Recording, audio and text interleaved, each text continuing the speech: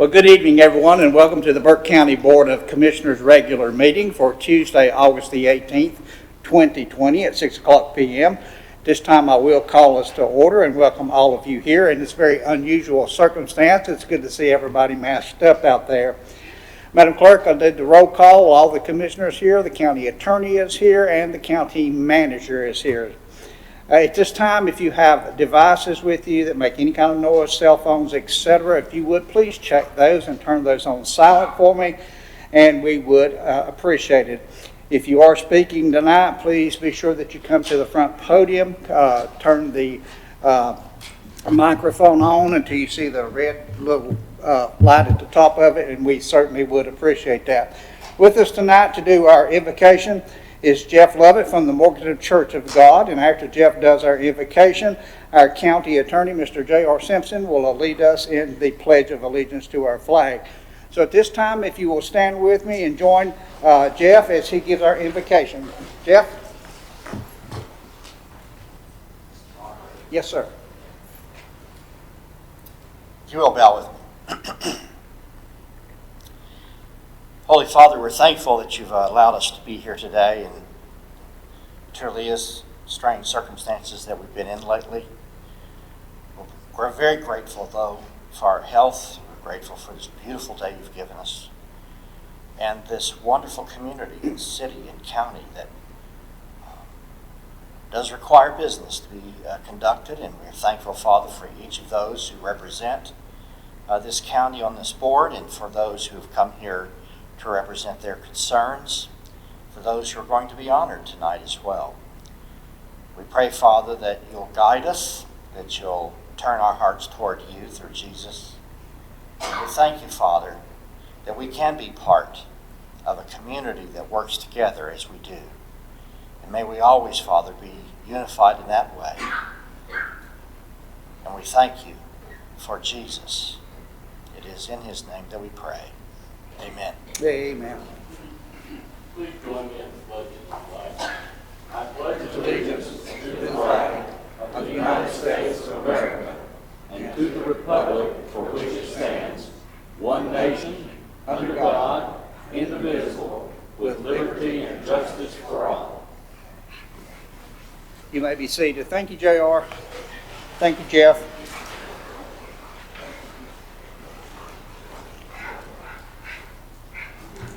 All right, gentlemen, this time we'll move on to item number 4, which is approval of the agenda.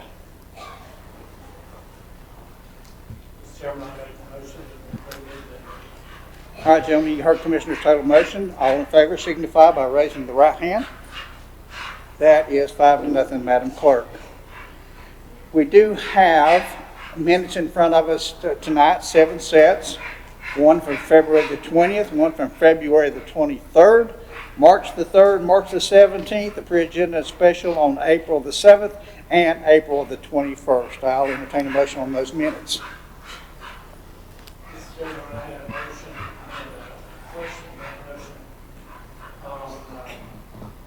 The second meeting, and I can't get there fast tonight. The thing that I had a question about, Kay, was that you stated in there that I requested the contract for the lottery, with the school board lottery contract, and you stated toward the end of it that it was provided to me. Do you recall when and how that was provided? I don't recall getting it. It was what? By email, I believe. I'd have to look, but it's probably by email. On the email? Okay, I will double check that. Thank you. And if I can't find it, I'll be in touch. Thank you. Make the motion that all 7 be, I believe it's 7, be approved as submitted. All right, Jim, you've heard Commissioner Taylor's motion. All in favor signify by raising of the right hand. Madam Clerk, that'd be 5-0. Thank you so very much. This time we'll move into our presentations. We'll move to our Animal Services Center for our Pet of the Month, presented by Caitlin Settlemeyer, our Animal Services Director. Caitlin? Hello, how is everyone? For our pet of the month, our dog this month is going to be Duncan. Duncan is a 1 to 2 year old pit bull mix. He's absolutely wonderful. He loves everybody. He's never met a stranger. As you can tell, he probably wants to jump in everybody's lap right now. Duncan got to participate in our Dog's Day Out program today, so he went on a 2-hour walk and then got to go to Chick-fil-A. So he really enjoyed that, but this guy's going to make someone a wonderful family pet. Like I said, he gets along well with other dogs. He probably needs a fairly active family, as you can imagine. But this guy is absolutely great. He's actually our longest resident at the shelter right now, and he gets a little pent up in his head. So for anybody interested in taking Duncan out on a walk, you don't have to adopt him, but if you want to come by, we can go over our Dog's Day Out program. It's a really cool program we have. So Duncan, of course, would enjoy it, but we're also looking for a forever home for him. Does he have anything else for Duncan? He's a really great car rider. He rode in my car on the way here, and he sat in the passenger seat. He's a true co-pilot. So he's just really awesome. He's a fun dog, and he would be a blast to have around. Good job, Duncan. We also have a cat that we are presenting this month. Our cat this month is going to be Miss Jessie. Jessie's been with us quite a while. Whenever she came in, she was skinny. She didn't look the thriftiest.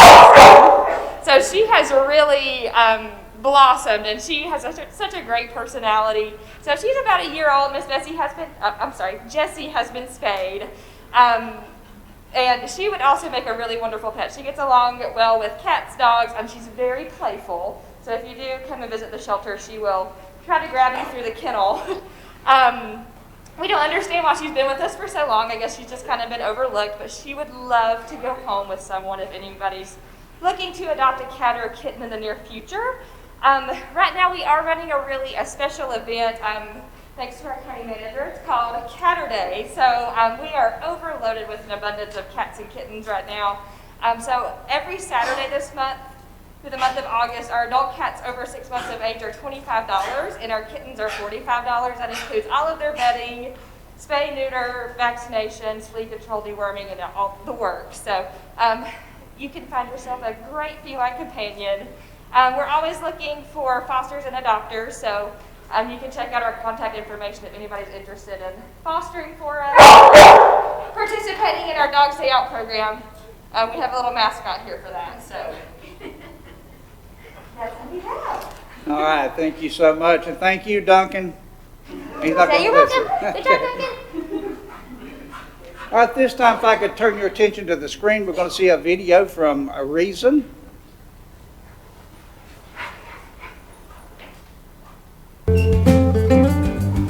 Hello, I'm Brian Steen, Burke County Manager, and I'd like to introduce you to Zeke, Ty, and Chloe.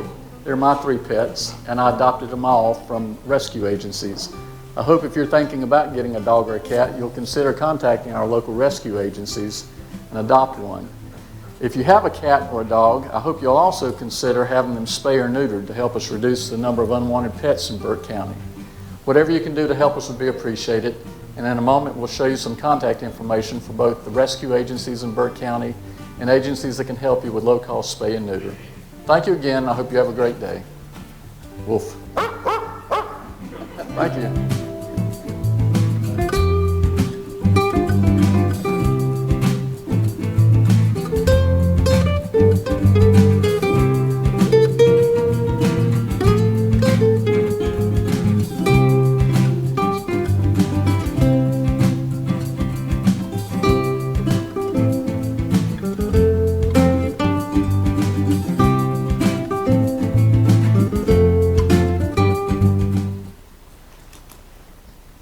Thank you, Brian, for you and your family doing that for us.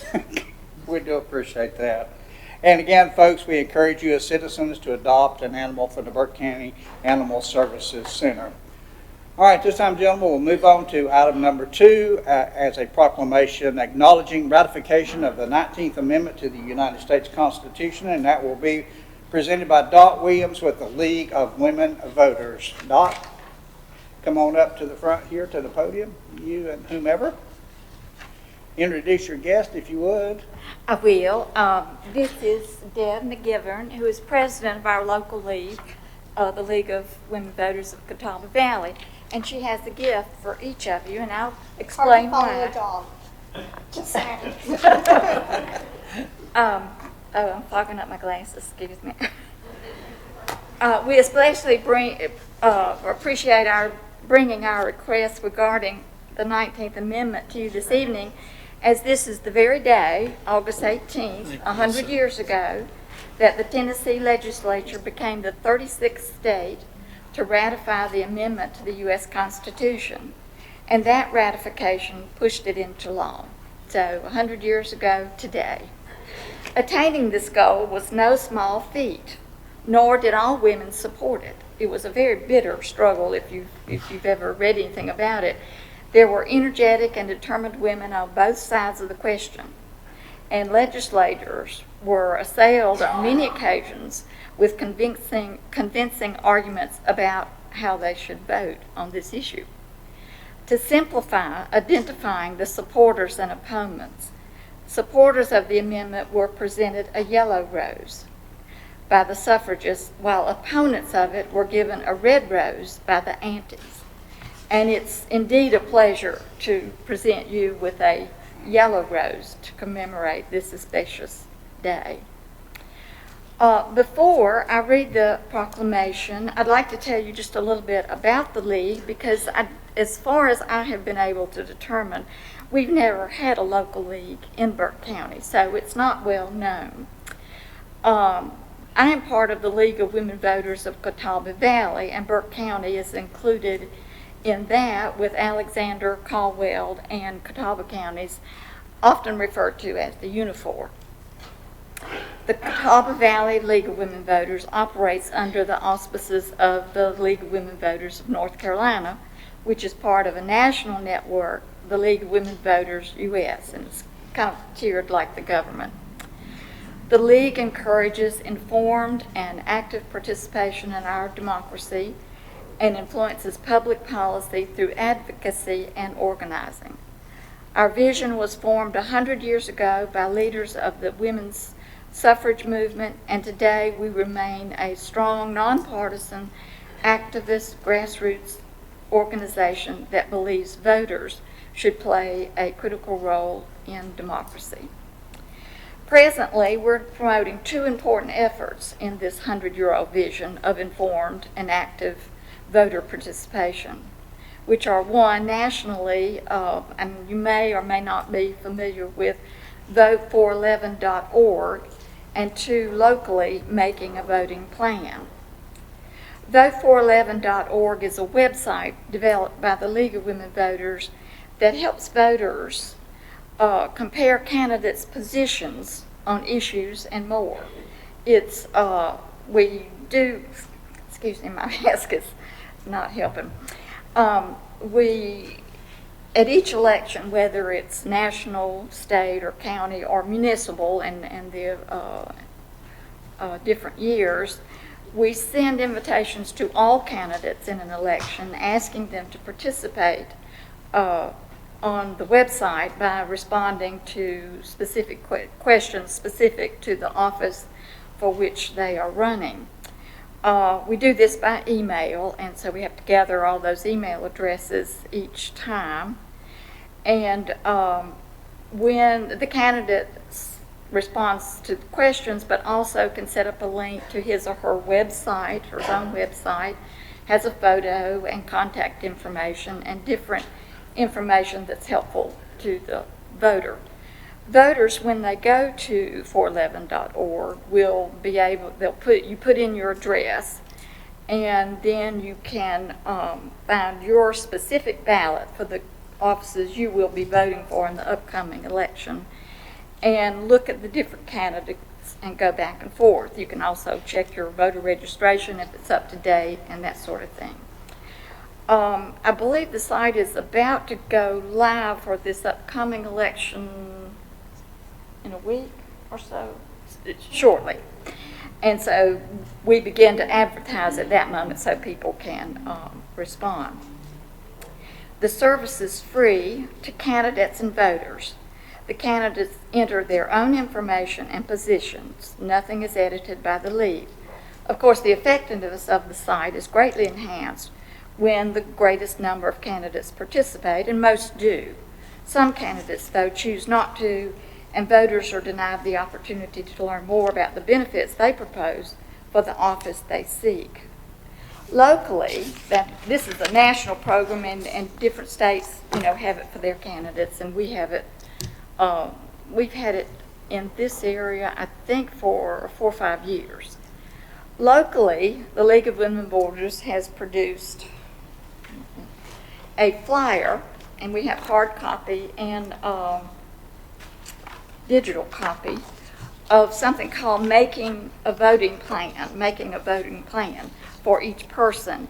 And what it has on it is information on where to go to vote if you go, how to do your absentee vote, and it has links to the local election office as well as the North Carolina office. And I have handouts on these if anyone should like to have some. Our local league is small, and we have spent most of our efforts in recent years in voter education and participation. There are many other public policy studies and advocacy work in which we participate, and tonight, on this 100th anniversary, is one of those. And it has brought us great joy in 2020, and that is the proclamation that I will read for you now. Proclamation acknowledging the ratification of the 19th Amendment to the United States Constitution, the 100th anniversary of women's right to vote, and the founding of the League of Women Voters. Whereas an organized movement to enfranchise women began in July 1848 at a convention in Seneca Falls, New York. Whereas, through the efforts of brave and courageous women referred to as suffragists, who sacrificed family, their personal life, and their financial resources for over 70 years to gain equal rights for women, especially the right to vote. Whereas women and men, black and white, supported the women's suffrage movement for women to gain the constitutional right of having a voice in making the laws that govern them. Whereas the women's suffrage movement led to the passage of the 19th Amendment to the Constitution of the United States in 1919, with ratification by the states by the summer of 1920. Whereas the National Woman Suffrage Association dissolved in 1920 to create the League of Women Voters of the United States to register voters and educate all voters. Whereas the League of Women Voters of North Carolina was launched on October 7, 1920, on the steps of the Guilford County Courthouse by Gertrude Whale, a politically active and tireless young woman from Goldsboro, North Carolina. Whereas more than 120,000 women were registered to vote in North Carolina by 1920. Whereas women today constitute a majority vote in our state and the U.S. and are running for office in higher numbers and are more active in the election process than ever before in our history. Be it proclaimed that the 100th anniversary of women gaining the right to vote and the founding of the League of Women Voters in the United States and in North Carolina. Further, the League is recognized for the impact these historic accomplishments have on citizen engagement and the civic life of the community, the state, and the nation. Thank you. Thank you, Dot. Gentlemen, you've heard the proclamation. Does anybody have any questions or comments for Dot? I got lots more material. No. All right, any questions or comments? All right, if not, the chair will entertain a motion. Mr. Chairman, I make the motion to approve Proclamation number 2020-05. All right, gentlemen, you've heard Commissioner Taylor's motion. All in favor signify by raising the right hand. That is proclaimed at 5-0. Dot, I will sign that document, and you will get a copy of it shortly. Okay? Thank you so much. Thank you so very much. All right.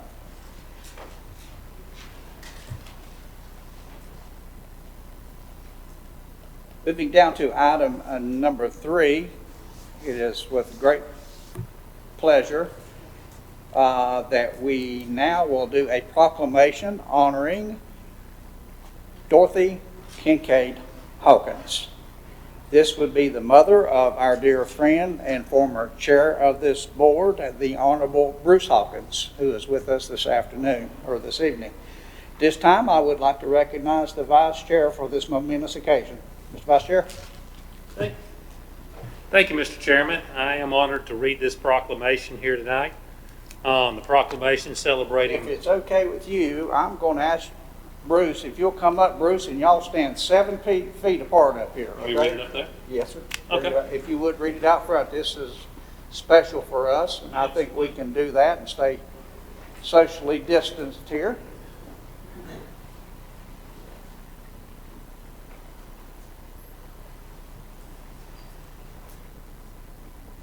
Won't grab my glasses again. These masks, they tend to fog up, so be patient with me.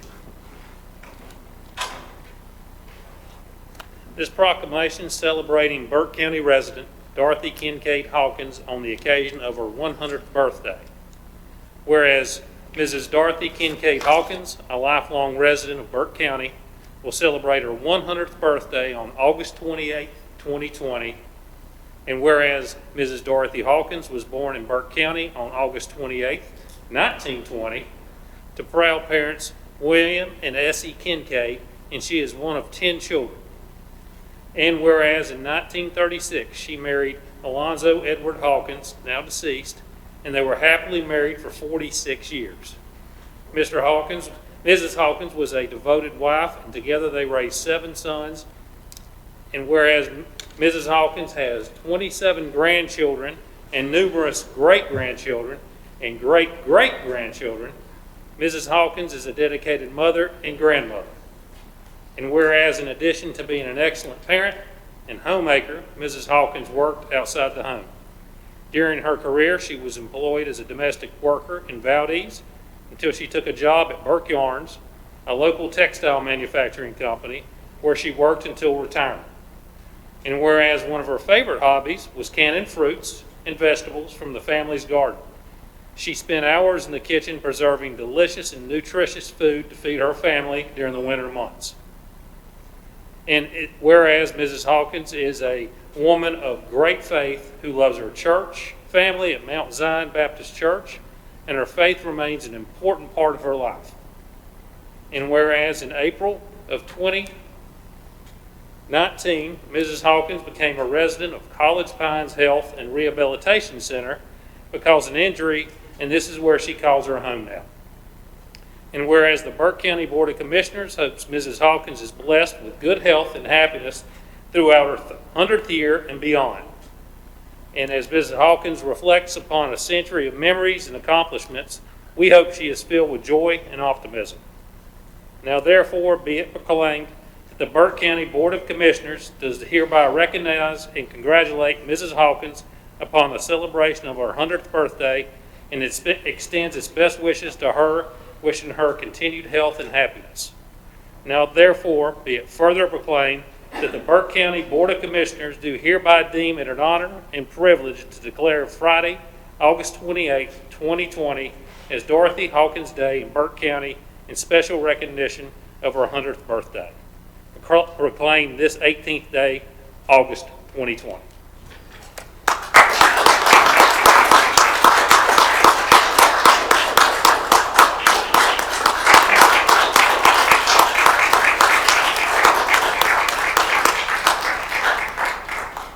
Bruce, let's get a picture, and then I'd like for you to say a word, if you would.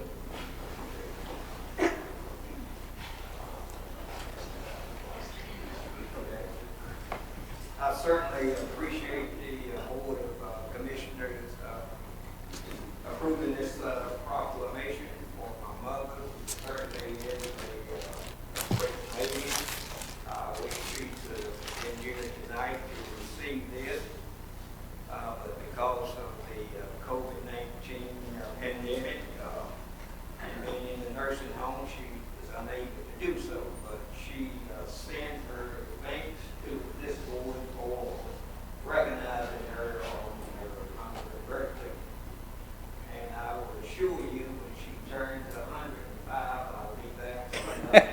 He's a long, strong leader and like to live that long, and I certainly appreciate it. Thank you.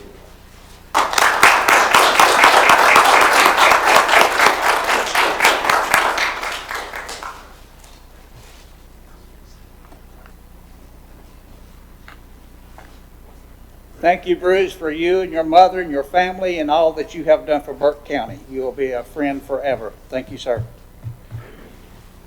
Be sure you tell that young lady we said good luck, and we hope to celebrate the achievement of birthday. It's not here, but there. All right, gentlemen, we'll move on now to item number 7 on the agenda will be our scheduled public hearings. Oh, pardon me. Let's go back and make a motion. I got so excited on what I was doing there. Let's do a motion to approve that proclamation. Mr. Chairman, I move to approve proclamation number 2020-04. All right, you've heard the Vice Chair's motion. All in favor signify by raising the right hand. Madam Clerk, that'll be 5-0. Thank you, Mr. Vice Chair. Now we'll move on to scheduled public hearings. The first one being from the Animal Advisory Board, ordinance amending Chapter 6 of the Animals County Code, along with a public hearing. That will be presented by Debbie Hawkins, the chair of AAB, with help from Gwen Stevens, the vice chair. So, Debbie, I think you're going to start.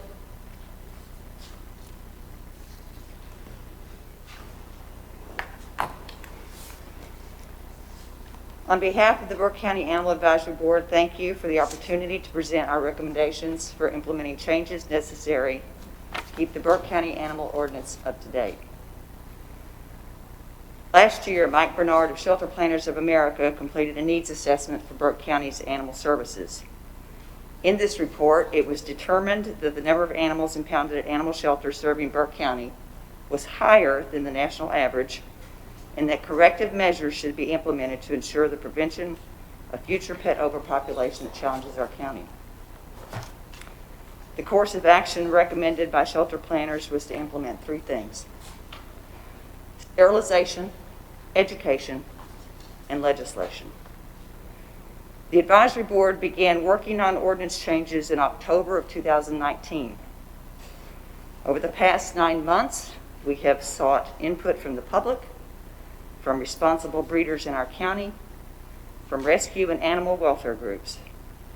Our meetings have been open to the public, and we have valued the input from the public in drafting our recommendations. We have researched what other counties have enacted. The advisory board made the decision to meet more than what was required, which is quarterly, because we recognize the amount of work required in order to produce an ordinance that was built on educating the public about best practice in animal care. Our recommendations are a bare minimum standard. They are by no means groundbreaking. There are many counties and towns in North Carolina that have enacted and enforced animal ordinances that require spay and neuter, pet registration, and mandatory microchipping. These types of mandatory rules can be cumbersome and costly, both in time and money, and compliance typically falls on the responsible pet owner. The Burke County Animal Advisory Board recognized this and created a proposal to target the irresponsible pet owners and the uncontrolled breeding of animals. The Animal Advisory Board recommendations are based on best practice in the field of animal welfare and what is required to continue our county's advancement. Our recommendations include transferring authority of animal services from the Sheriff's Department to the county manager, expanding the definitions of animal care for pet owners, explaining clearly what is required when owning or keeping a pet, defining what is safe and humane if you tether or chain your animal because you don't have a fenced-in yard, defining what is adequate food, shelter, and water so that your animal doesn't have to eat food that is set out for days, can't get to their doghouse to get out of the blistering sun, or has to drink green, slimy water because that's all they have. This is not about the rights of the pet owner. It is about the supervision and safety of and for all animals.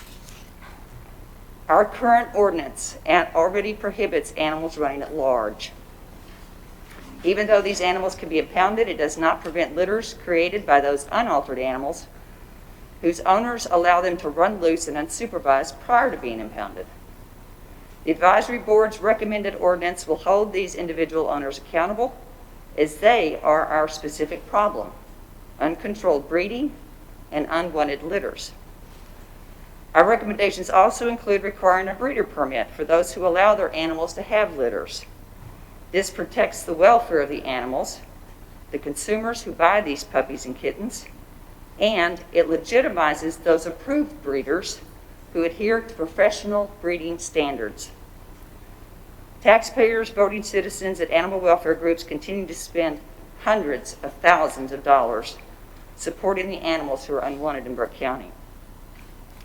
The unwanted byproducts and offspring are the direct result of irresponsible pet owners that bear no brunt or repercussions for the resultant offspring. The sufferage these animals endure through neglect, abandonment, starvation, uncontrolled litters, succumbing to disease, and human indifference are unimaginable. When those who care are working harder and paying more than those who are making irresponsible choices, it's time to enact legislation that targets the problem. Your advisory board is made up of a rescue representative, pet owners, health department staff, a licensed veterinarian, and a law enforcement officer. We were appointed by you and assigned the task of advising you on matters related to animal services and on the animal ordinance that provides regulations for animal ownership. Our ordinance recommendations are a collaborative effort with input from animal welfare groups, reputable breeders in our community, and in consultation with the Director of Animal Services and the Director of the Health Department. We collectively reviewed, edited, I might say edited, and unanimously approved these, which I might add as a first. Our hope for this ordinance is that it protects the animals from exploitation, provides education for pet caregivers on what is best practice, and puts in place parameters to guide owners on what is acceptable in our county. Our Animal Services Center advocates for public education, and that is key to this ordinance. Although we have recommended fines for specific violations, we've also built an opportunity to teach citizens on what is expected. The taxpayers are tired of paying the price for irresponsibility and tired of the animals making the ultimate sacrifice.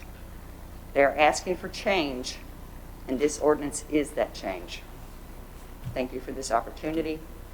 I'd like to ask Caitlin Settlemeyer, Director of Animal Services, to speak to the status of animal services.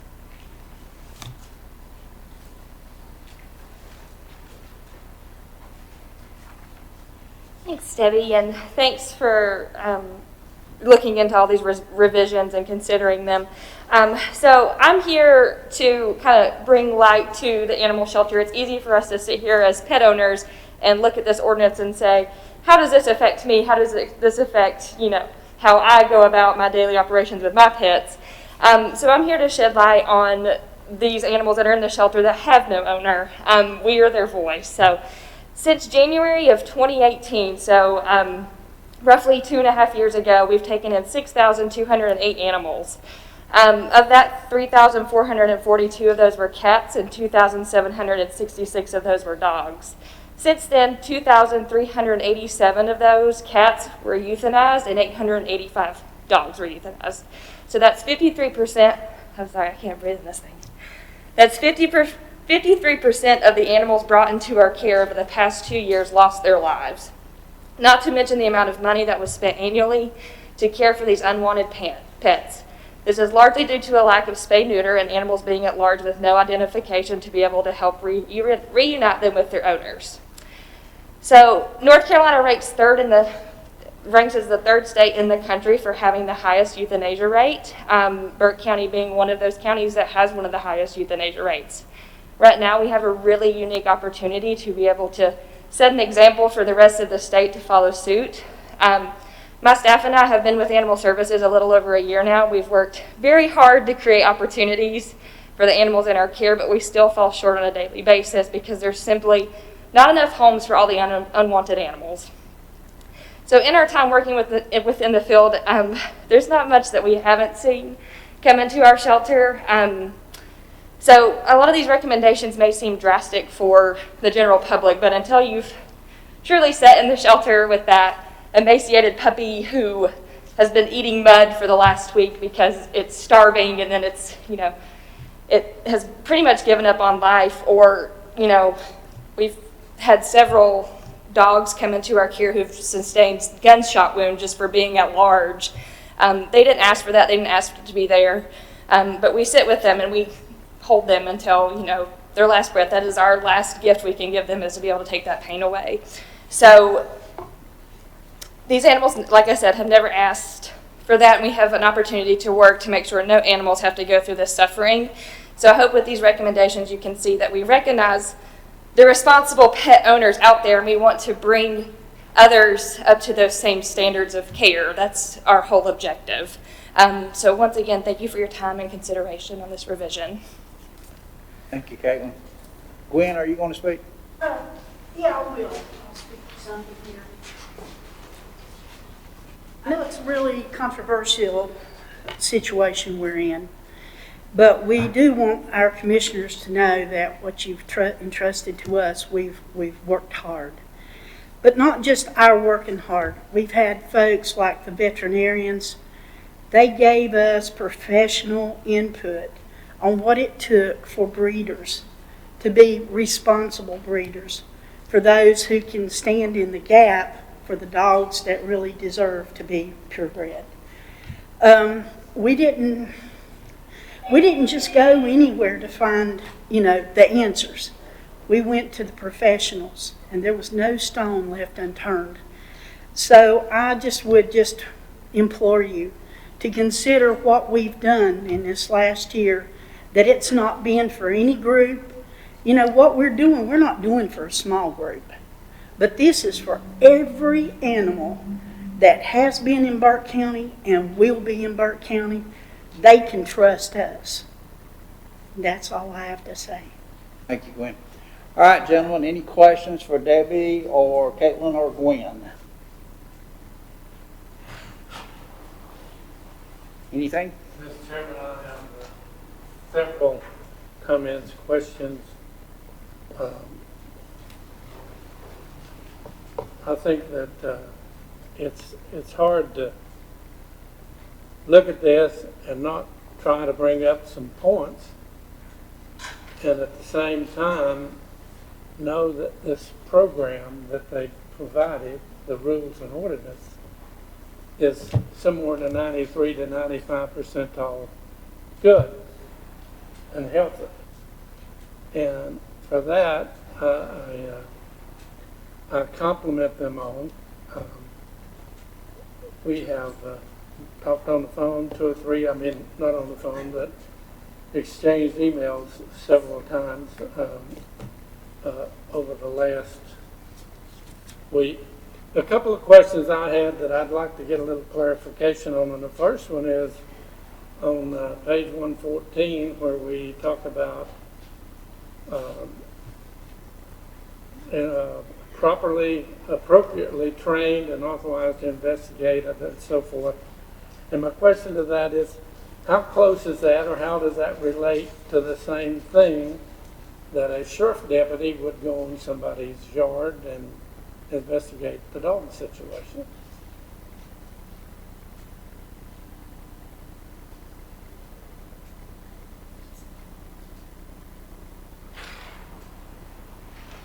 Debbie, come on back to the podium if you would, and then we'll narrow that down. Is that on their page 114 or ours? It's on the information I got, and I understand these things have changed 3 or 4 times. Oh, yeah, that's So putting it mildly. you may not have it, and of course,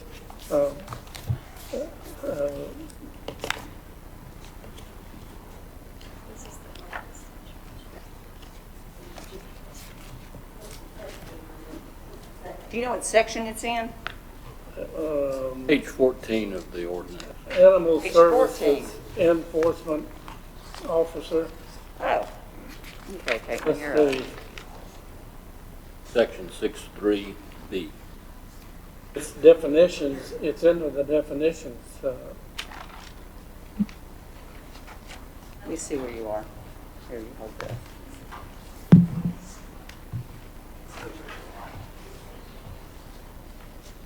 Which one are you looking at? Is it on your tablet? Well, on the package, it's page 5. Page 5. Yeah.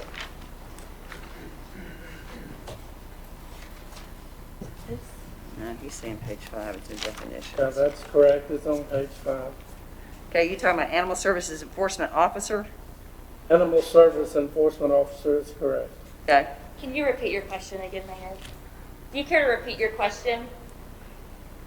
I just wanted to know, and this is about y'all, this is not about me or the dogs, it's how well trained are we going to be so that you don't get hurt when you go out there? Oh, It's, how well trained are your animal enforcement officers going to be? We are working very hard to incorporate a field training manual. So we're hopefully going to hire them on very soon. They're going to go through a field training session of up to 4 to 5 weeks before they're released. So we hope to have these guys trained very well. Will it be one of you who go out, or are we going to have? No. No. Who will it be? We have 2 officers and we have a supervisor who's actually here with us today. So he'll be the one doing the training. That's Pete Aldridge. He is our Animal Services Enforcement Supervisor. And we're getting our policies and procedures in place. Yep. All right.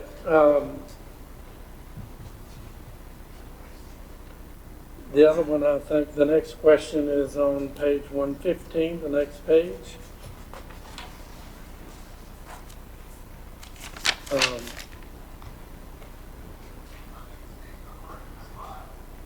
It deals with I think the last sentence. Let's see, wait a minute. Reproduction, deals with reproduction, and I'm trying to get a feel for how much to have an understanding, if you will.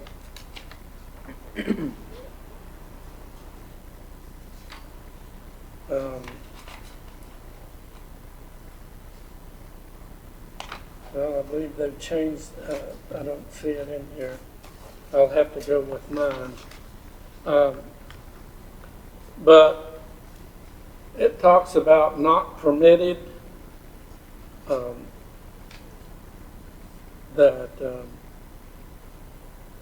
and not permitted should change to, in my opinion, of not considered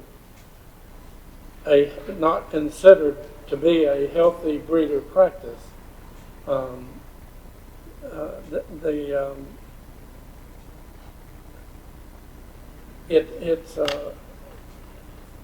When you think of no breeding or not some of the things that people go through that have animals, and you say not permitted when it's maybe out of your control, and I think we're talking about as much of the language here as anything else, and that's the reason that you consider a better wording of that would probably improve the understanding about reproduction. Reproduction is a God thing. We didn't create it. God created reproduction. And if an animal gets out for whatever reason, and I know we're not supposed to let them out, but they get out. I got cows. They get out. They haven't got out in a long time, knock on wood. But occasionally they get out, and you have to deal with it, the circumstances of it. And that's one place. And the next place I wanted to talk about a little bit was page 126. And it's about tethering. And I am almost positive that that is a term that needs to be readdressed with your rules. In what way? My dad had horses, and I was about 9 years old. He didn't have his barn completed, and the guys keeping them had to have the space. We tethered horses for more than a month, day and night. Tethering helps you train an animal, and especially a dog. It's important to be able to tether them. About any dog that I know of begins its training being tethered and taught by that means. I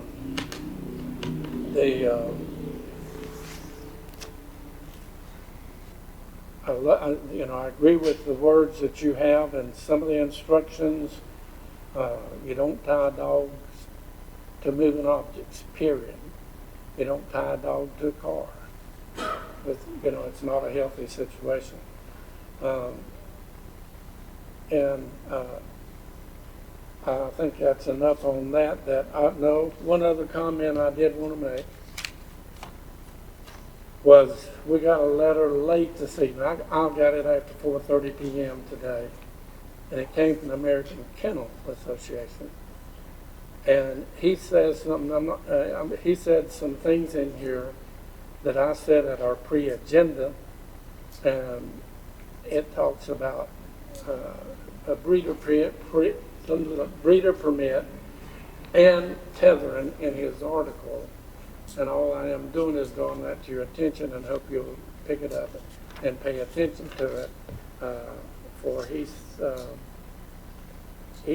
says, as currently written, that the ordinance will at point time prove costly and difficult to enforce. And that's one of the things I said 2 weeks ago. And I'm trying to help y'all to get it simple so it doesn't work you to death and you spend a lot of money in it. On page 135, I wanted to put a big okay on that. I like the opportunity for individuals that they have an opportunity to tell their story if somebody has got it wrong, but they have an appeal process.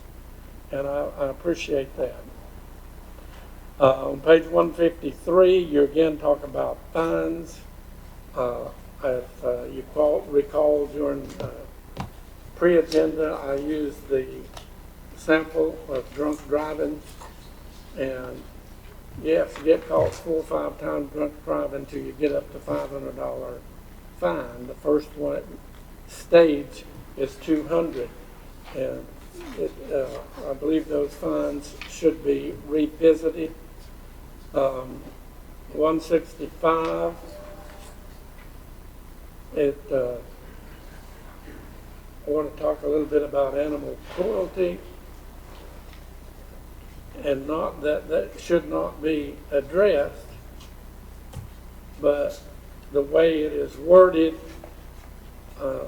it is a little bit confusing, and it just went away again. But it says it will not be allowed.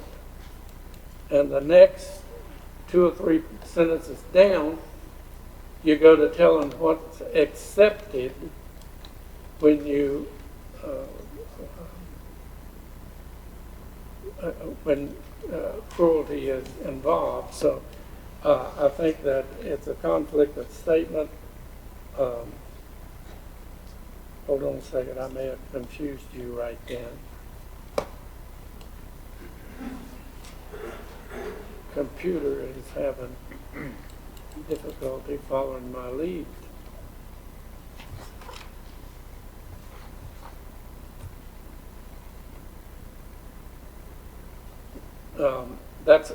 Animal cruelty is part of the tethering, and that's where we have a conflict of. It did it again. I don't know what's wrong with it. It goes to the page and immediately goes somewhere else.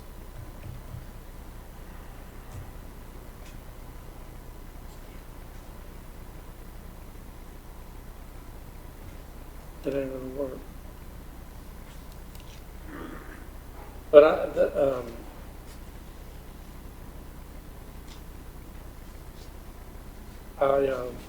did a tally on the calls, not on the calls, but on the internet that I got today about this policy. And I counted 18. There's 3 or 4 of them duplicated, and I did not count those.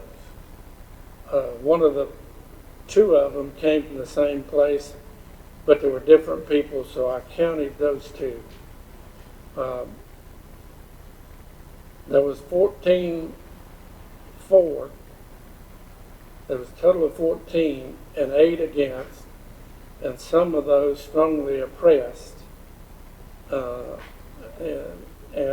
3 more came in after 4 p.m. 1 was for, and 2 was against. So you had 8 against, 8 for and 14 against. And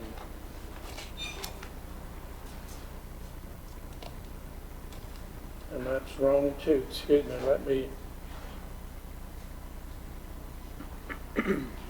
6 for and 8 against, and then the other 3,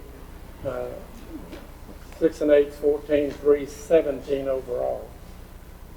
And again, 6 for and 8 against, and then 1 more for and 2 against. One of the writers wrote, and one of the things, a much better word than I have, so this word is borrowed. And her complaint was that she felt like this article could be written much better with non-infringing attitudes and opinions. But I report to you again, we're not in no way belittling or taking away from y'all's document. It's a lot of work. Y'all did a lot of work. And the one thing that I would like you to remember as you look, and if you're going to do a little more tweaking, that something in your policy could be only 5% wrong, but it creates 50% impact, or 50% of your time to deal with it, when we really ought to get it right on the first end of it. But out of how many words and how many pages, I don't know, but that's a very few items, and all of them, all but 2 of them, were mentioned in my earlier pre-agenda comments 2 weeks ago. And I appreciate you listening. Thank you for your effort. Thank you, Commissioner Taylor. Any other comments or questions for staff? All right, if not, at this time, Madam Clerk, I will open the public hearing. Has anybody signed up to speak at the public hearing? Yes, Mr. Chairman, I have a number of comments to read, but we also have some citizens in attendance who would like to speak in person, and I would call up to the podium Mr. Eddie Zimmerman.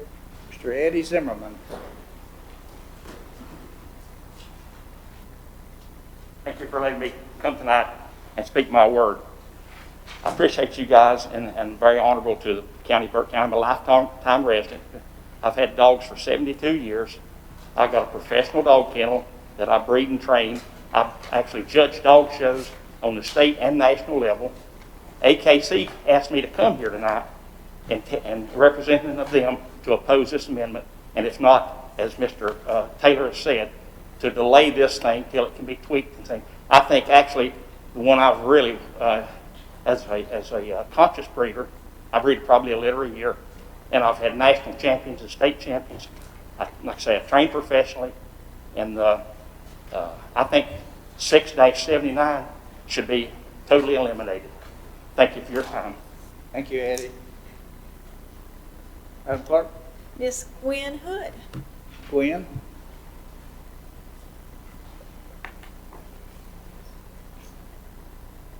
Hello, it's great to see everybody. I'm just going to read what I'd sent. Dear County Commissioners, County Manager Brian Steen, and Madam Secretary, I am writing this letter in support and to recommend all the revisions of the County Animal Ordinance as proposed and presented by the Animal Advisory Board. In particular, I support the changes regarding breeders, backyard breeders, tethering, cat colonies, and measures to promote spay and neutering of unaltered animals. These revisions will help to further the positive changes we have already seen to promote animal welfare and protection in our county. I am so proud of our county and all the work that continues to be done, which inches us ever closer to becoming a no-kill county. The focus for compassion and humane treatment is an achievement many have endeavored to see as a reality and not just words in our county. This joint effort is such a worthy cause. I applaud our county manager and county commissioners for their dedication and commitment. I also want to thank the Animal Advisory Board for making these revisions a priority and the excellent positive work they are doing. These revisions will improve the existing county animal ordinance and enhance our county's vision for animal welfare and protection. And I would like to add that these efforts show a genuine priority to the needs of the animals. It is not about the convenience of pet owners and the breeders, but it is to protect and sustain a true atmosphere and environment of welfare and protection for the animals in our county. Thank you so much. Thank you, Gwen. Madam Clerk? Miss Felicia Craig. Ms. Craig?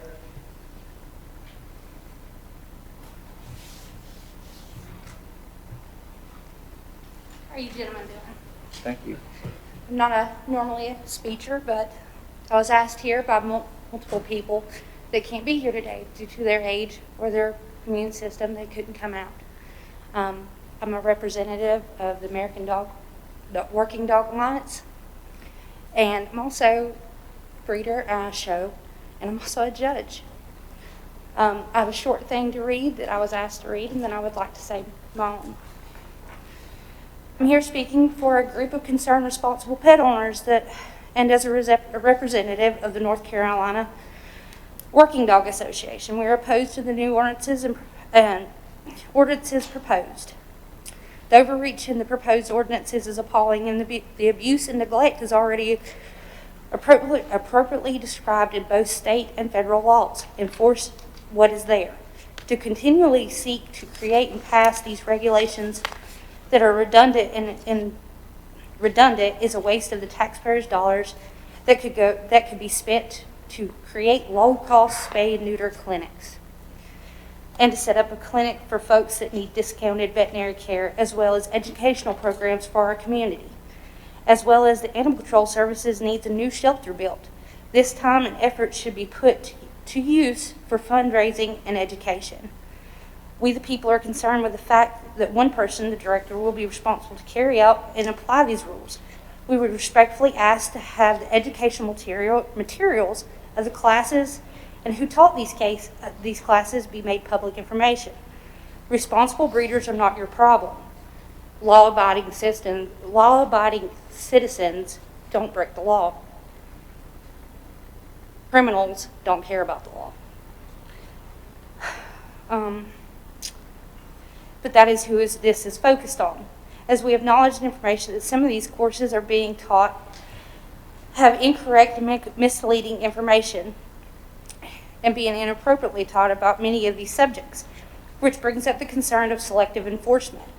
There are several civil and property rights that are being violated with this proposed ordinance. The whole ordinance language is broad, vaguely written, and too open to interpretation. We ask that this be tabled so the county citizens who will be affected can properly be notified and have the opportunity to voice suggestions and concerns. Thank you for your time. Thank you, Ms. Craig. Thank you. Madam Clerk? Thank you, Mr. Chairman. That's all the in-person cards I have. I will go ahead and read the comments that we received by email. Thank you, ma'am. Ma'am, I had asked to speak, please. Your name? Denny Smith. I'm sorry, I don't have a card for you, Miss Smith, but I you're spoke what? with the gentleman about speaking. I spoke with the gentleman about speaking. Come on, ma'am. You can call. Step up. There you go. I can take care of this one. Okay. My name is Denny Smith. I've lived in this county for probably close to 30 years. I was here with the 2018 ordinance that y'all proposed and put into order. I would like to say that no, there was not a lot of people. I first heard about this on Monday. AKC didn't know about it, UKC didn't know about it. Various other groups did not know, and I contacted breeders in the area. They were unaware. So I would ask you to table this and allow us a chance. I've had one day to look at this. It is vaguely written. You are basically putting mandatory spay and neuter, which that's not proper. And again, you are going against people who are law-abiding. Now, if you would spend it on education, low-cost spay and neuter, a clinic for people, for elderly and those who cannot afford, I would support, because I do know the previous animal control situation. So I applaud you ladies for what you have done, but I would respectfully ask for y'all to allow the public, because I see no hunters here. I am very glad that Mr. Zimmerman showed up, because AKC was totally unaware. The cavalry group is also now aware. I would ask that you allow us to have some other people that also have a lot of animal experience to look at it and make suggestions. You have federal and state animal laws on the books. Rewriting them here does not solve our problem. Education and helping the community will solve this problem. So, I thank you, and I hope you do take that to mind. Thank you, Denise. All right, Madam Clerk. Okay.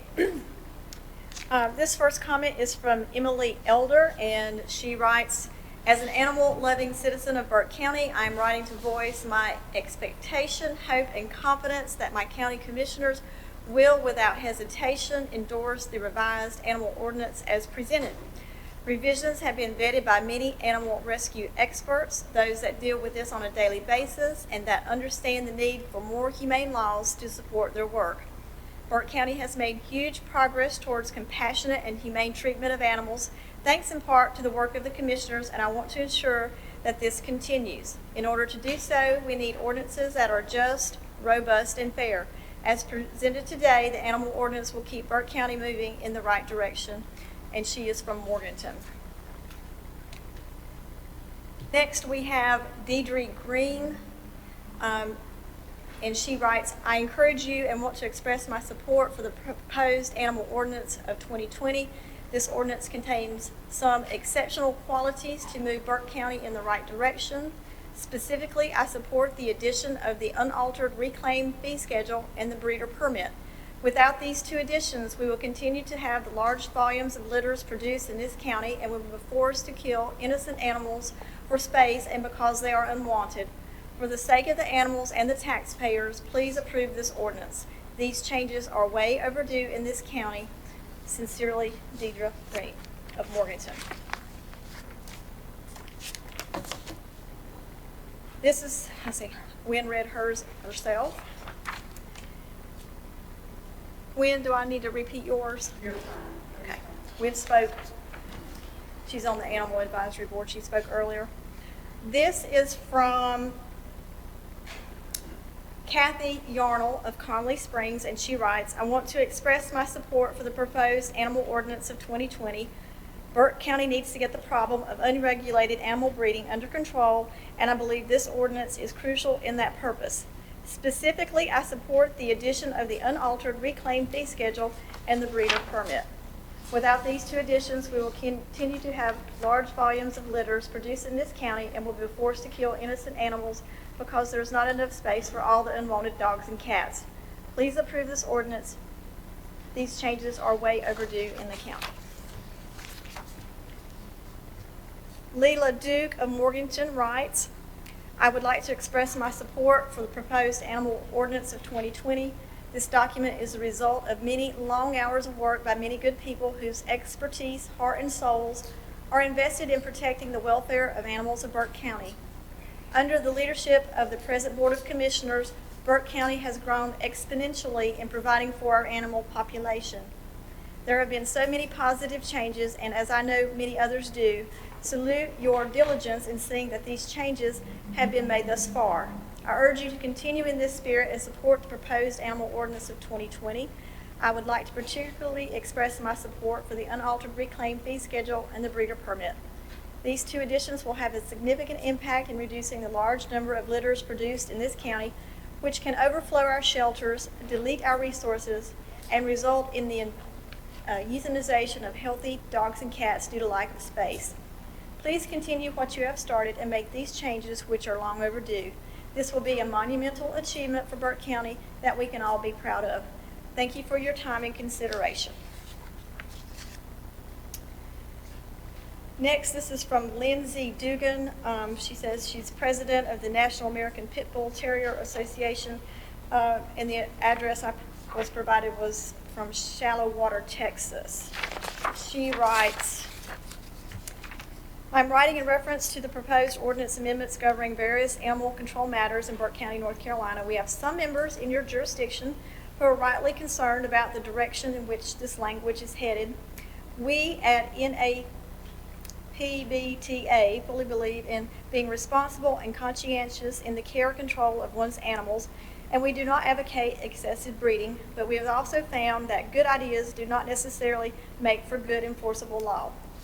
One point we would like to address is somewhat arbitrary restrictions upon dog breeders. The requirement that a female dog be given a year or a heat cycle between litters does not necessarily follow science or basic canine biology. Some experts believe that it is safer to breed a female every heat and then spay her when her breeding career is over. An additional concern is that the specific requirements to obtain a breeder license are not clearly defined, but appear to be determined by the Board of Commissioners. As ambassadors of a power breed, we also have a lot of members who use tethers as a means to keep their dogs responsible and safely confined. While we love a good trolley setup, that's not feasible for all dogs or all situations. Restrictions for the weight of the tethering is going to limit dog owners to use only light cables, which are notorious for failure. Does the requirement that the dog have access to food mean that the dog must be free-fed all day? Many dogs would eat themselves sick with constant access to food. There have been studies done which show that dogs show reduced neurotic behaviors on a tether versus in a kennel, and we believe that containment is best evaluated based on the needs of the individual animal as well as the needs of the owner. It is unclear why these proposed amendments are being moved to the floor so quickly, but we respectfully request that you give your community members more notice and a chance to respond. Speaking personally here, I understand what it's like to live in an area where people do not take proper care of their animals, allow them to run loose and breed at random, and so on.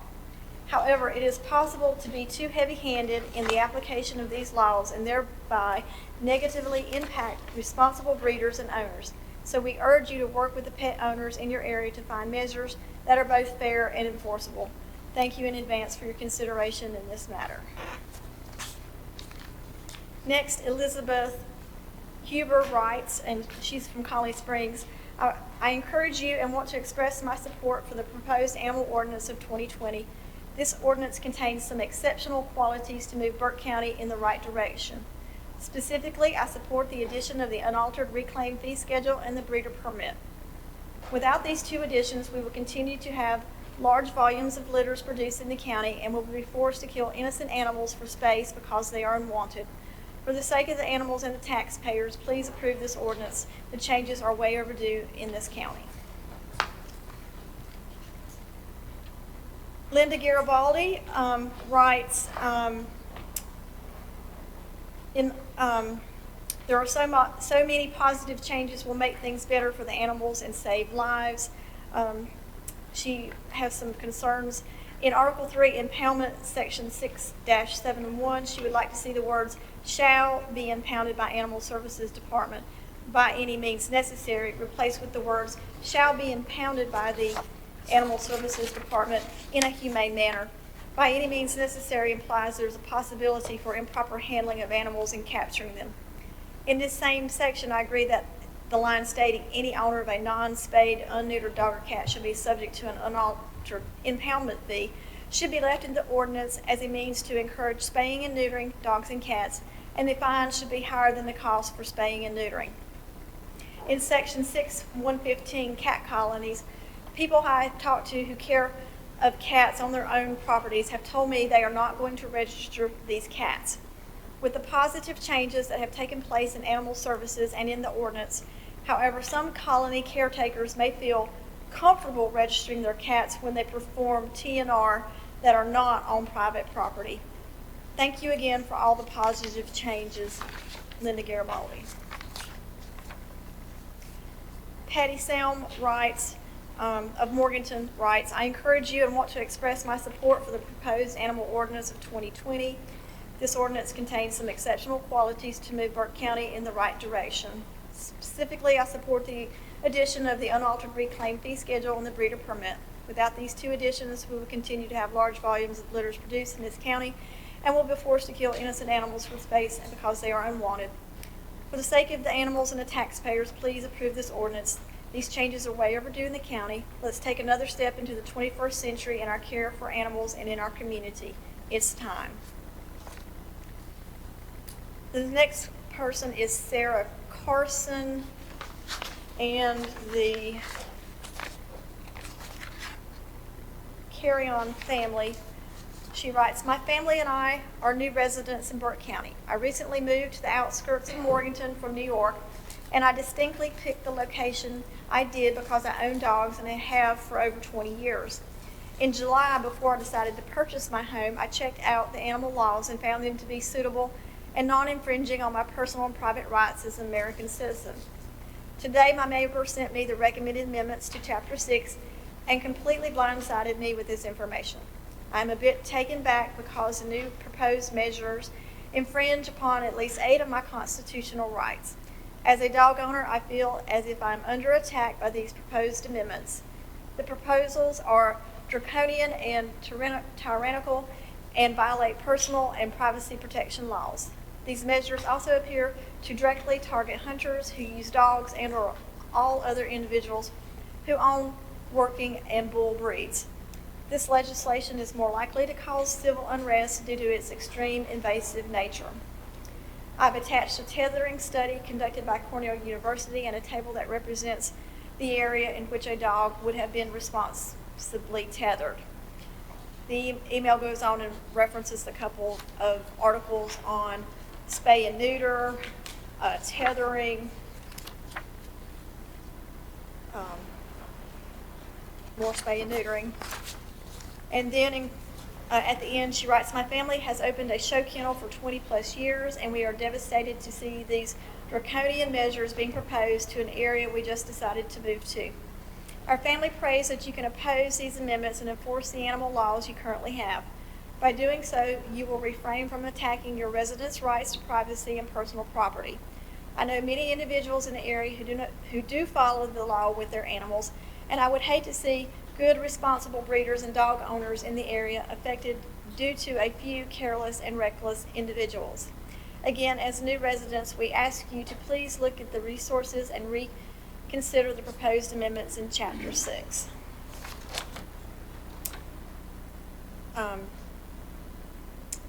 And then David Bowditch writes, The laws of tethering should be left up to the owner's discretion. If the animal has adequate shelter and can get to food and water, the animal should be fine.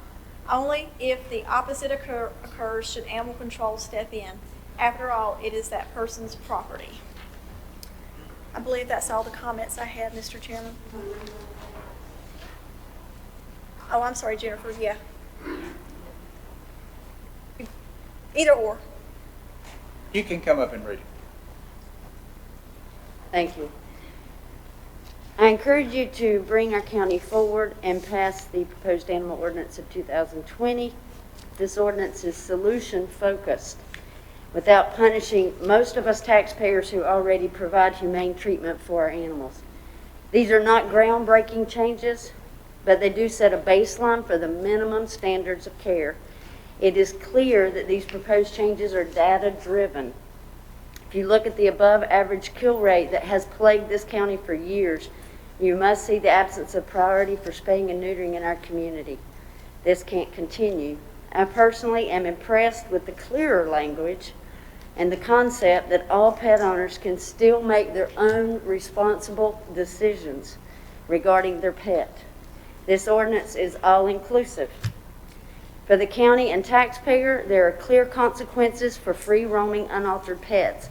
For those who have lost the dog or had an accidental escape, there is no additional fine if it's altered, because that pet is not contributing to our county's problem of too many litters. The breeder permit is long overdue. Legitimate breeders remain true to a code of ethics regarding purity of the bloodline and the health of the offspring. The person who intentionally breeds for quick money, weans litters too soon, does not provide vet care, allows incestual breeding, and overbreeds the female will not appreciate this permit. Their actions are unethical, and I do not think it is a true representation of what you want our county to be. It is time to advocate for the welfare of these animals, lower the financial burden placed on the taxpayer, and allow people to make choices within best practice guidelines. Without these two additions, we will continue to have the large volumes of litters produced in the county, and we will be forced to kill innocent animals for space and because they are unwanted. Failure on another person's poor pet planning and choices does not constitute a financial impact on me. For the sake of the animals and the taxpayers, please approve this ordinance as it is written. I'm Jennifer Reese, and I live in Morganton. Thank you so much. Thank you, Jennifer. Anyone else, Madam Clerk? All right, with that, I will close the public hearing. Gentlemen, what's the pleasure of the board? Mr. Chairman, I think there's still a few things that we need to tweak on this ordinance, and I think if we could put it off until September 1st or something like that. But I definitely heard some things tonight that I feel that some of the population wasn't involved in this. I heard 2 or 3 people that weren't involved in this, and I just think we ought to. I don't think there's any hurry. Let's get it right when we do it, and let's address everybody's problems with this. Thank you, Wayne. Mr. Chairman, I do also want to commend our Animal Advisory Board and our staff for doing an excellent job. But having heard this flurry of activity over the last several days, I would like to make a motion involving this ordinance, but it would be somewhat amended from the motion that's the proposal that's before us. I'll be glad to do that if you're ready. Or any other comments before I entertain this motion? What is the motion, please, Jeff? Okay, my motion would be that we adopt the ordinance 20-2004, amending Chapter 6, Animals of the Burke County Code of Ordinances, with the following exceptions and provision. That Article 1 in general, Section number 4, which deals with animal abuse and cruelty, specifically Section 3 dealing with chaining and tethering, prohibited. Also, with the exception of Article 3, impoundment, Section 6.73D, which has to do with the non-spayed, unneutered dog or cat. And then also section 679, spaying and neutering breeder permit. I think these were the three areas that I heard most of the controversial comments about. And what my provision would be that we ask the Animal Advisory Board to revisit these three sections and seek public comment and present a further recommendation on these particular sections in 3 months. That would allow us to approve the balance of the ordinance, which would help us move forward with the enforcement and all those things that we have already begun, and then allow us to address these sections that seem to be the most problematic at this time. Mr. Chairman, does that let the people here, the 2 or 3 people that spoke tonight, does that give them time to offer input? Yes, sir. That gives us 3 months. That will be the direction. But they'll have a chance to offer input also. That will be the direction to the advisory board, is to allow public comments and the public to present a recommendation to the advisory board, and they in turn come back to us with no less than 90 days, 3 months, and give their recommendation. So 3 months. We haven't had a chance to look 3 at the months. whole thing. I'm sorry. Don't I would interrupt. ask that you Don't please interrupt, say- ma'am. You can't interrupt. You can't say anything, okay? I think 90 days is sufficient time for the advisory board to take public comments, open up to some of the people that were not aware of what was happening, to make sure that they get time to do their comments to the advisory board. Then the advisory board come back to us with their recommendations. All right. That's fine. Mr. Chairman, a comment and a couple of questions. I apologize to the group before, but Johnny so graciously let me borrow his glasses, but I don't see as good out of them as I do mine. But I did want to ask, now Kay says we have a new policy. When was that made available to us? That was sent to you Saturday. Saturday? Well, I'd already reviewed mine by then and had my comments, but I see some pretty big differences in there, and I need time myself to go through it to see what changed. But we were getting information this afternoon after 4 o'clock about this topic. Our rule says we should have everything within 48 hours, before 48 hours on this stuff, and I think we're just continue to bend the rules a little bit, because I wasn't aware of that. And I opened my email, I don't know, but anyhow, I think that anything that changes after we're mailed our package, each one of us need a telephone call saying there's a change coming in. I will call you, I promise. Because those did come out with odd hours. I'm sorry that yours didn't come across your email. Well, I wanted to note that too, that JR had a lot of good comments, and those comments need to be looked at too in this reevaluation, in my opinion. We spent a lot of time on that. I'm done. Thank you. Yes, sir. Any other comments? All right, we're back to Jeff. Do you want to make your motion? Yes, sir. Motion as I stated it there. I'll be glad to restate it if need be. Okay.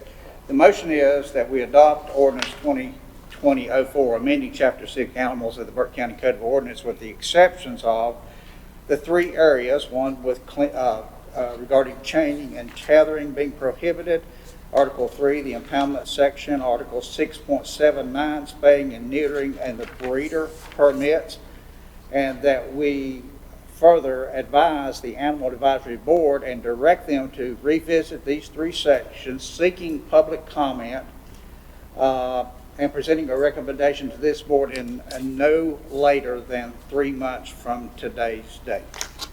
Does that cover what the 3 people wanted here? Yes, sir. Yes, sir. It certainly does. All right. Mr. Chairman, Yes, ma'am. Just for clarification, did I hear you say that the impoundment section 6.73 is for section D only?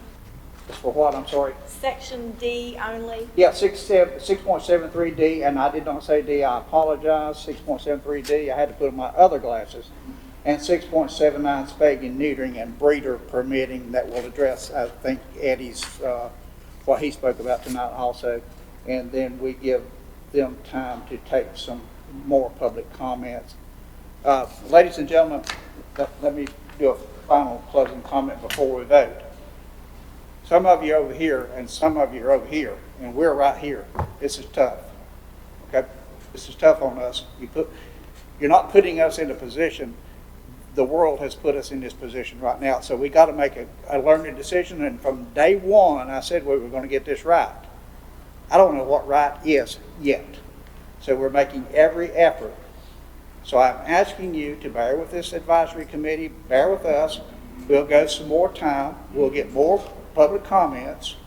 We will read those things. We'll make sure everybody gets them in plenty of time to read the comments, and then we'll make a decision for that. All right, gentlemen, you have the motion in front of you. All in favor signify by raising the right hand. All opposed? Madam Clerk, that passes 5-0. Thank you so very much.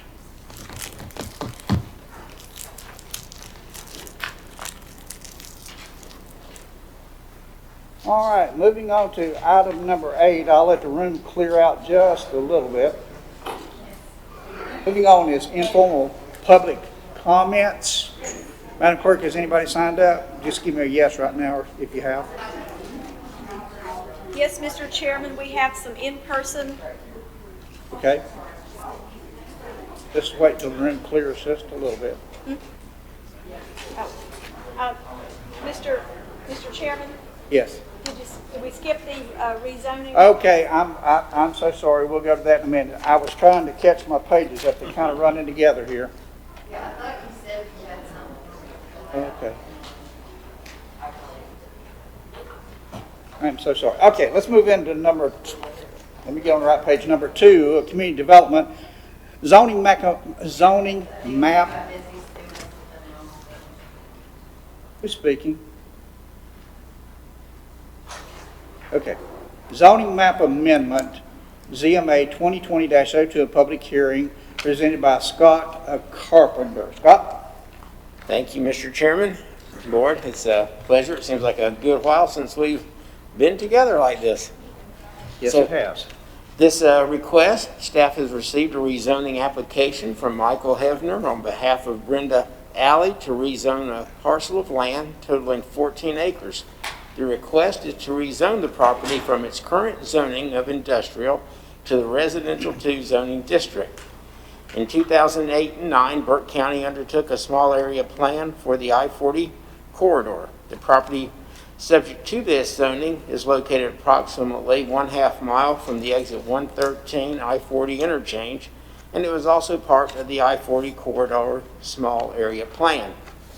The property address is 662 Perkins Road, Southeast Valdez, North Carolina, 28690. There is only one residence on the property. Could we go to the there we go. That's existing land use map. So there's only one residence on the property. Aside from the one residence, the property is mostly vacant land, which is partially wooded. There is also a large open area which may be used for agriculture. The parcel is located within a WS4 protected water supply watershed. Records indicate that the property can be served by public water and public sewer. The parcel has 940 linear feet of frontage along Perkins Road southeast. As far as the surrounding area goes, and you can see from the overhead there, the parcel is partially bordered on all 4 sides by the town of Valdez. On the previous map, if we go back to the previous map, sorry, you can see the town of Valdez is there in dark gray, and the yellow is indicating single family residential, and then there's one single wide mobile home there. So this is pretty much a rural area, and there is a railroad tracks right behind this to the north. The subject parcel and several others adjoining the parcel to the west are zoned industrial. Those parcels are within Burke County's planning jurisdiction. The town of Valdez also has residential zoning of R8 and R12 adjoining the parcels. The parcels to the west are Burke County Residential 2 district, and all the county zoning is within the I-40 overlay district.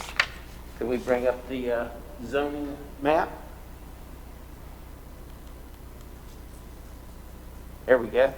So there's the industrial, and you can see to the east is industrial. There's some R1 Burke County down to the south of that, and R2 directly to the west of it. The current land use plan for Burke County is the 2016-2030 Blueprint Burke Strategic Land Use Plan. The parcel is located in the primary growth area. Primary growth areas are located within and directly adjacent to existing municipal corporate limits. Primary growth areas are areas of existing development and should have easy access to infrastructure, utilities, and transportation corridors such as Interstate 40 and US 70. These areas contain a mixture of residential, commercial, and industrial land uses. Higher density development can be anticipated in these areas. As far as conformity with the Burke County zoning ordinance, as stated earlier, the current zoning for this parcel is industrial. This is understandable since the parcel is relatively large at 14 acres, and the property has access to both public water and public sewer. These attributes, along with its close proximity to Interstate 40, make this parcel conducive to industrial development. The proposed residential R2 district would be appropriate for this area as well, since there is already existing R2 adjacent to the subject property. The R2 residential district is very similar to the R1 district, which is also adjacent or right south of the property. However, the district also allows multi-section mobile homes and multi-family housing options. Having public water and sewer available does make this parcel attractive to major subdivision development. However, that is not what's being requested by the applicant. The Planning Board met on June 25th, 2020 to hear this rezoning request. At the meeting, there was one member of the public present to speak. The citizen voiced his support for the proposed rezoning. His residence is located on property across from the street from the subject parcel, and he was always worried that a large industry may develop there and harm his land. The board voted 6-0 to recommend that this board approve ZMA 2020-02. A statement of plan consistency must be explicitly approved by the board at the time a zoning amendment decision is made. There should be no budgetary effect based on this action, and the county manager's recommendation is for approval. Thank you, Scott. You've heard Scott's presentation, gentlemen. Any questions or comments?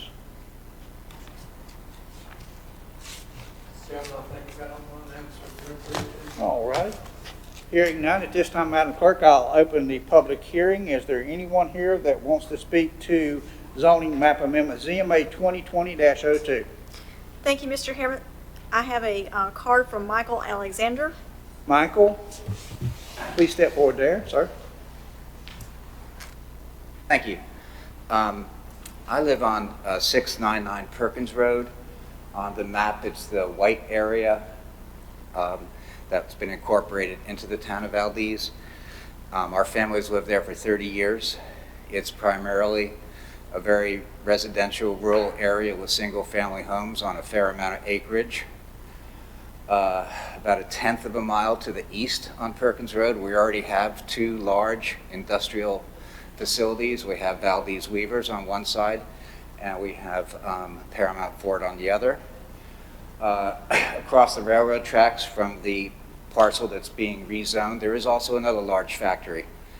And there are many times when these factories work at nighttime or the services are open in evening hours, and they do provide some noise and sometimes some light pollution. I like the area. It's been very peaceful. The neighbors know each other, help each other out, and I certainly, and I know that Mr. Hebner's been in the area for a long time as well. It's sort of staying with the family. So I would be very much supporting the rezoning of this property to residential so that we can keep it as more of a family-friendly place and honestly not have to be bothered by one more large, industrial, venture popping up, which would certainly adversely affect my property and would probably adversely affect other adjacent properties as well. So I came in here to speak in favor of the rezoning to residential from industrial. And thank you for your time. Thank you, Michael. Mr. Hefner? All right, with that being said, I will close the public hearing and ask the pleasure of the board on this matter. Mr. Chairman, I move to adopt ordinance number 2020-05, amending the official Burke County zoning map as it relates to ZMA 2020-02 and related zoning consistency statement. The proposed zoning map amendment can be considered consistent with the purposes, goals, and objectives of the Burke County Strategic Land Use Plan and zoning ordinance, and is reasonable and in the public interest because the proposed residential 2 zoning is consistent with adjacent zoning and existing development within this area. There is an existing residential dwelling on the subject property which is currently inhabited, and there is public support for the parcel to be rezoned to residential district. All right, you've heard the Vice Chair's motion. All in favor signify by raising the right hand. Madam Clerk, that passes 5-0. Thank you, Scott. Okay. Now I will move into the informal public comment section. Let me remind you, if you are here to speak to informal public comments, there is a time limit, 3 minutes. The clock will be running up on the screen, so if you are here to speak, please stay as close to that 3 minutes as possible. Madam Clerk? Mr. Chairman, members of the board, we have one person signed up to speak in person, and I have a couple of comments to read thereafter. Thomas V. Crosby II would like to speak with you.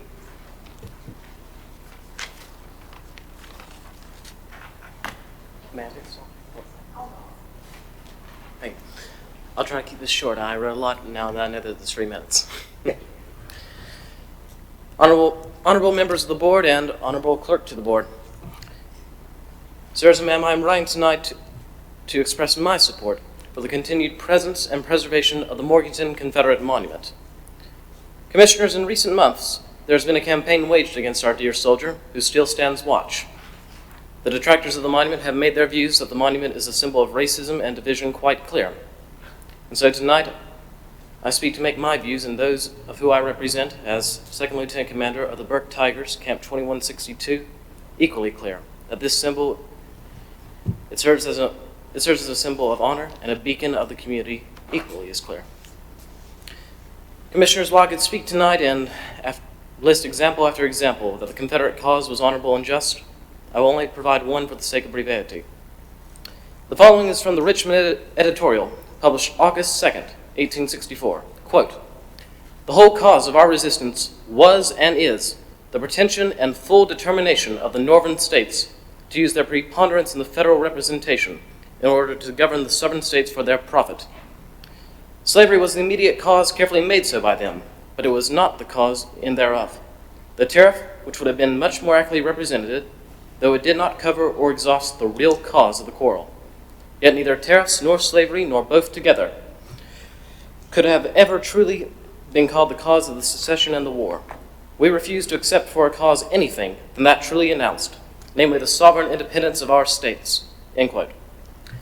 Commissioners, having provided the historical example I spoke of, I come to the heart of this letter, that being that I believe that this monument is and should continue to serve as a binding beacon of the community and its history. Commissioners, the first time I recognized the importance of the monument and its place as part of the community is when I actually took the time to read the inscription, "Our Confederate Soldiers," and all the names on the 4 marble tablets which surround it. Commissioners, the monument serves as a tribute to our past citizens, our past sons and fathers, and our boys who wore the gray. and whose deeds of bravery on far-off fields of battle continue to serve as proud examples of our state and our county's capacity for bravery and valor. But above all else, the monument serves as a proud tribute to their humanity, and serves as a proud testament to show that our past is not regulated to the sterile bondings of textbooks, nor, as our misguided detractors would have it, the dustbin of history. Rather, the monument's continued presence shows that we as a community are bound so strongly that not even the passing of over 150 years can weaken the bonds of our shared identity as proud and true North Carolinians and as proud and true Burke Countyans. Therefore, let the tribute which recognizes our sacred dead continue to stand in its proper place of prominence, not only out of respect for them and their memory, but also out of respect for our shared identity as a community, which is only strengthened by the memory of their brave deeds done on behalf of Morganton and all of Burke County. I have the honor to be your humble servant, Thomas Vincent Crosby II, resident of Burke County for the 17 years of my life, excluding the 3 years which I am attending at Lenore-Ryan University, and second lieutenant commander of the Burke Tigers, Sons of Confederate Veterans. Thank you, sir. All right, Madam Clerk. Thank you, Mr. Chairman. This is from Bryant Lindsay, and you all should have a copy of it at your desk. I would like to thank you for the care and concern which you have addressed the suggestions from Chesterfield Ruitons regarding tabling the Chesterfield Elementary School portion of consent agenda item number 1 until February, even though you have declined to approve those suggestions. We have learned a great deal from the care and concern of your decision process in this regard. So I think all of us respect your individual and collective decisions. And this comment tonight is not an attempt to ask you to reverse those decisions. We understand that with limited resources, you must take great care not to overcommit Burke County government, particularly when possible outcomes, including cost and return on investment, have yet to be clearly defined. We will continue to bring ideas and concerns about Chesterfield to you. Any help and advice you can give us for Chesterfield, individually and collectively, in the next few months and years will be greatly appreciated. We know you care about Chesterfield. And parenthetically, we know that the Burke County Board of Education also cares about Chesterfield. Finally, Linda and I had hoped to be present tonight to thank you personally. Unfortunately, we have a contractor who says he can install our windows at our little Lake Junaluska cottage on this afternoon and evening, and only this afternoon and evening. So we have to be there to make sure we know it's done right. Respectfully, Bryant and Linda Lindsay. Diane Register of Morganton writes, last month we presented a petition regarding the Confederate flags on I-40 with more than 600 signatures. We are also holding a petition for the removal of the Confederate statue that has approximately 5,000 signatures. Recent events in Burke County, as well as the significant responses to these petitions, are strong indicators of our community's concern that racial inequality in our county needs to be acknowledged and addressed by our leaders. Please make the flags and the statute agenda items for action by the County Commission. We need to hear from you. Thank you, Diana Register. And that is all the comments that I have, Mr. Chairman. All right, thank you, Madam Clerk. That will conclude our informal comment section. At this time, we'll move into our consent agenda. This time, I'll recognize County Manager Brian Steen.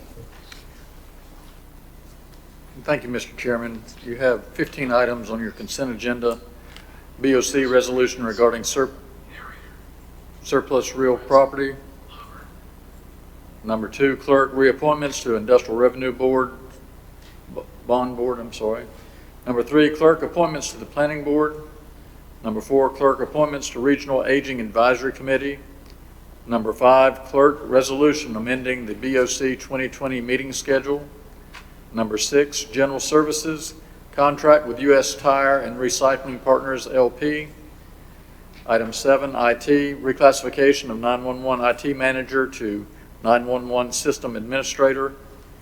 Item 8, JCPC, appointments to seats number 2 and 4. Item 9, Sheriff Law Enforcement Legal Consultants. Item 10, Sheriff purchase of narcotics vehicles using restricted funds. Item 11, Sheriff request to reinstate part-time background investigator position. Item 12, Tax Department, Tax Collection Report for July 2020. Item 13, Tax Department, Release Refund Report for July 2020. Item 14, Tax Department, Collections Annual Settlement Report for 2019-2020. And item 15, Tax Department, Order to Collect 2020 Taxes. This concludes your consent agenda. All right, gentlemen, you've heard the consent agenda. The chair will entertain a motion. Move it be approved, Mr. Chairman. All right, you've heard Commissioner Britton's motion. All in favor signify by raising the right hand. Madam Clerk, that'd be 5-0. Moving on to item number 10, is our items for decision.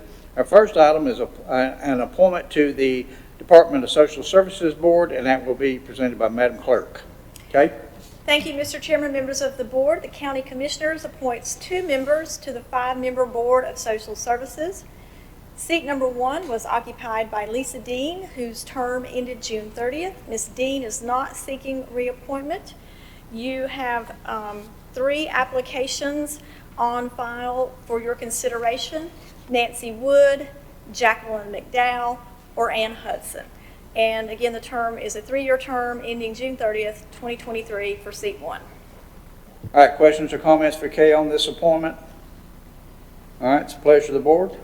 Mr. Chairman, I move to appoint Nancy Wood to the Board of Services, seat number 1, for the remainder of the 3-year term ending June 30th, 2023. All right, have a nomination for Nancy Wood. Are there any others?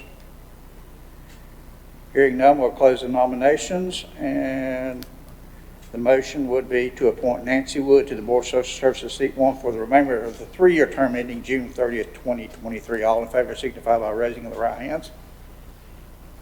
Madam Clerk, that'd be 5-0.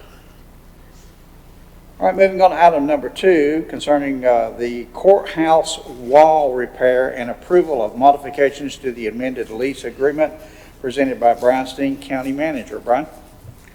Thank you, gentlemen. You may remember in our pre-agenda, we had information our colleagues from the city presented to us, and they estimated the total wall repairs that they were looking at would total around $75,000.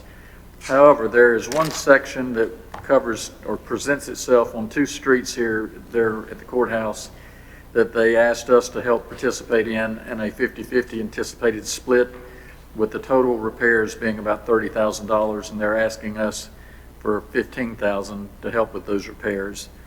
And I believe we had discussion about any changes to the lease amendment also. All right, any additional questions or comments for Brian? Mr. Chairman, I have a question. Yes, sir. JR, since we're doing repair work on both courthouses, don't we need to insert the word "the old courthouse" there to more properly identify the property? Well, the amendment refers back to the lease agreement, and the lease agreement. Can't hear you. The amendment refers back to the lease agreement, and the original lease agreement references the old courthouse square, along with a legal description. So I think we're covered there.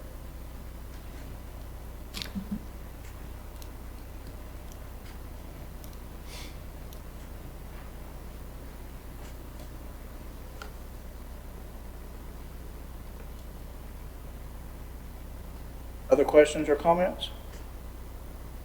Mr. Chairman, and JR, maybe you can answer this. Has the city of Morganton approved the lease agreement? Yes, they have. At their last meeting, they approved it, and we have a copy with their signatures. Thank you. All right, any other questions or comments? All right, Chair, I'll entertain a motion. Here I move to appropriate up to $15,000 of general fund balance for repair of the rock wall around the courthouse square, and approve the aforementioned modifications to the lease amendment approved in June 2020. All right, gentlemen, you heard Commissioner Britton's motion. All in favor signify by raising the right hand. Madam Clerk, that'd be 5-0. Thank you so very much. We'll move into our reports and comments section. Let's start up here, if we will. Wayne? No comment. Maynard? None except to acknowledge to you that the thank you card I sent for the wonderful basket of flowers or plant that you sent me I found out last week that it never did make it. We switched servers, and somehow or another, there's about 20 emails got lost in the email, and that was one of them. So I will thank you personally tonight. That was very thoughtful, and my wife and I are still enjoying it. So thank you. So you are losing emails? Well, the last little while, yes. Okay. Have you got it fixed? It's a good question. Yes. Right. And very feasible, but we did get it fixed. Okay. All right, anything else? No. Okay. Commissioner Britton? Vice Chair? Madam Clerk? Any personal comments? Okay, Mr. County Manager, any personal comments? No, sir, thank you. Mr. County Attorney? Yes, sir. Make them short. Since the last meeting of commissioners on July 21st, I wanted to bring commissioners up to date on work I have done on several items. First of all, I have worked with Brock Hall and the county manager concerning a dispute that the county has with a supplier for the county's 911 hyperreach services. And we hope to reach a conclusion on that. I met with a working group interested in building cabins at the Fauna-Flora County Park, and I am currently in the process of preparing a prototype lease to bring before the commissioners. I redrafted the Courthouse Square lease amendment agreement between the county and the city of Morganton that you approved tonight to reflect changes agreed to at the pre-agenda meeting. I have revised the proposed changes to the county animal ordinance to reflect changes in enforcement from the Burke County Sheriff's Department to the Animal Services Department, with other changes, additions, and corrections made. I subsequently reviewed a later draft of the proposed ordinance with further changes and corrections. I assisted the Burke County Sheriff's Office with several public records requests for the Sheriff's Department. I researched for Sheriff Wisnett the ability to pull home addresses from the GIS public access system. I researched utility payment plans after the COVID restrictions expired and helped come up with language for the utility customer statement. I attended the summer conference of county attorneys that was held virtually this year via Zoom, held in 2 morning sessions in July. I participated in an opioid litigation local council Zoom meeting where we heard from both the NCACC counsel, Paige Worsham and Amy Basin, as well as from our regional counsel concerning the status of negotiations with the Attorney General's office and upcoming trial dates. I reviewed a subpoena issued to the Burke County Health Department by the American Civil Liberties Union in a case entitled NAACP versus Cooper, which the Health Department is not a party to, but which they're asking for certain information from county health departments in counties where the state maintains prisons. I have reviewed the health department contract with Catawba Valley Staffing and preparing a list of items for change of correction on that, and I have reviewed the health department contract to provide rapid COVID antigen testing with Quidel Corporation. Thank you. Thank you, Mr. County Attorney. Gentlemen, if we can pull this together, after many, many years, the Eckerd Creek Pump Station is completed. Beautiful, beautiful facility. And what we're trying to do is do some kind of photo op on August the 25th at 9:00 a.m. Please check your emails. We're going to try to pull that together, see if we can do something to highlight what that station down there that's been long awaited. Also, on September the 1st at 9:00 a.m., if we can also pull together, that's the day of our pre-agenda, we want to meet with BDI at the Burke Business Park. That will be the groundbreaking of the new water tower that's been long awaited. Getting that water tower up there and finally seeing some water in there. So put those 2 dates aside and please check your emails for that. For those that are watching us on YouTube, please like us on Facebook. I would remind you that if you will, please don't litter in Burke County and pick up a piece of trash if you can. Please remember that the census is still going on. We have progressed somewhat. We're still not where we need to be, but the census is still out there. And again, please have your pet spayed or neutered. At this time, I want to recognize the county manager. Mr. Chairman, I didn't remember if you wanted to mention anything about the hot spots that the county is looking to assist the school systems with. Yes, sir. I was going to be my last thing. Okay, thank you. With the advent of us receiving some COVID money and with the school board now, I think, has finalized how they want to open their schools back up, it is our understanding that there is only probably, well, there'll be a number of children that will have no access to Wi-Fi in this county to do their homework. The school has been privileged to have given to them in some manner, shape, or form around 200 and some Wi-Fi hotspots that have been placed across the county itself. Those 200 and some are not adequate to do what needs to be done, but with the COVID money that has been given to the county, we are in a position now that we want to supply around 750 new hotspots for the school for our children. It's just imperative that these kids be able to get to a Wi-Fi so they won't have to drive to a parking lot somewhere, which I can't agree with. We've got to put these hotspots in homes. We've got to get them on buses close to homes where our children in this county can have some access to the Wi-Fi. So the 750 that we can supply, along with the 200, pushes us well over 900, close to 1,000 hotspots. And let's pray that that will suffice for our children in the county so that they will have some access to that. As we move into September, my plans is to have our pre-agenda meeting by Zoom, and then our regular meeting right now is scheduled for in-person again. So that's our September schedule. So, Madam Clerk, let's look at vacancy announcements. Thank you, Mr. Chairman, members of the board, citizens. We have the following opportunities for citizens to get involved in county activities: the Adult Care and Nursing Home Community Advisory Committees, Council on Aging, Regional Aging Advisory Committee, Juvenile Crime Prevention Council, City of Morganton Board of Adjustment and Planning Board for the ETJ. Next slide.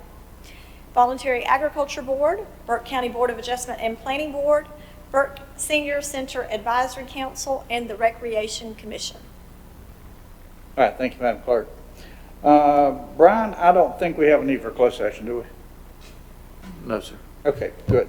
With that, no closed session in mind, we will entertain a motion to adjourn. So moved. All right, we stand adjourned.